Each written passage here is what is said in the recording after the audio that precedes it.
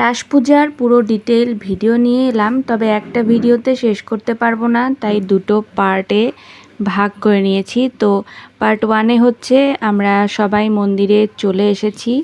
মোটামুটি লোকজন এখনও সেভাবে আসা শুরু করেনি, তো আমরা একদম রেডি হয়ে চলে এসেছি, কারণ মুহূর্তের মধ্যেই লোকজন চলে আসবে।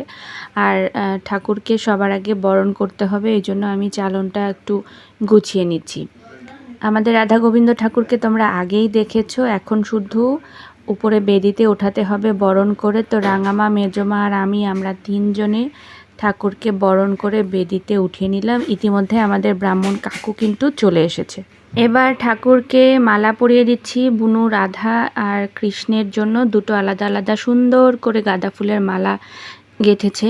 তো আমি চেষ্টা করছিলাম কিভাবে মালাটা সুন্দর করে পরিয়ে দেওয়া যায় সেটারই। তো বাঁশিটা খুলে মালাটা ভেতর দিয়ে দিলাম, এটাই বেশি ভালো লাগছিল। আর বুনুকে বললাম তুই হচ্ছে রাধাকে মালা পরিয়ে দে। আর আমাদের ব্রাহ্মণ কাকু অষ্টসখীদের খুব সুন্দর করে সাইড দিয়ে সাজিয়ে দিল। তারপরে চলে এলাম মা কালীর মন্দিরে। মা কালীর মন্দিরে আজকে একটুখানি ভোগ দিতে হবে, কারণ যেহেতু রাধা গোবিন্দ মন্দিরে ভোগ হচ্ছে, তাই মায়ের মন্দিরেও ভোগ দিতে হবে। আমি ব্রাহ্মণ কাকুকে একটু সাহায্য করছিলাম মায়ের ভোগ সাজিয়ে দেওয়াতে। পূজার কাজ করতে বরাবরই আমার অনেক বেশি ভালো লাগে, আর ছোটোবেলা থেকে মা কাকিমাদের পূজা করে আসতে দেখেছি, যার কারণে এই অভ্যাসটা আমার অনেক বেশি।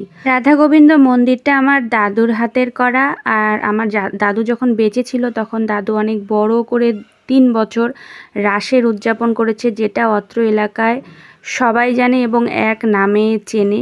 আর তারপর থেকে বাবা মূর্তি বানিয়ে পূজা করতো।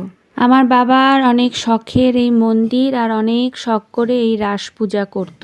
ভগবান সবাইকে সুস্থ রাখুক, ভালো রাখুক, সবাই যেন ভালো মতো সুস্থ থেকে এই পূজা প্রত্যেক বছর করতে পারে, কারণ আমার বাবার অনেক শখের এই রাসের পূজা। বাকি যে পরিবারের আমরা সদস্য রয়েছি, আমার কাকারা রয়েছে, আমরা যেন প্রত্যেক বছর বাবার এই শখটুকু পূরণ করে আসতে পারি, এটাই আমাদের এখন একান্ত কাম্য। রাসের পূজায় আমি আর ছোট বোনু আমরা দুজন মিলে সংকল্প করেছি, আর ভিডিও কলে দেখাচ্ছিলাম আমার ছোট বোনকে। আমার ছোট কাকাতো বোন ও দেশের বাইরে থাকে, আমার এক কাকিমা বাইরে থাকে, তাদেরকেও দেখাচ্ছিলাম, কারণ বাড়ির পুজোতে তারা থাকতে পারেনি। পুজোতে বাড়িতে সবাই একসাথে হওয়া এটা একটা বিশাল ব্যাপার। তবে প্রত্যেক বছর চেষ্টা করব যেন রাসে সবাই মিলে একসঙ্গে হয়ে এই পুজোটা উদযাপন করতে পারি।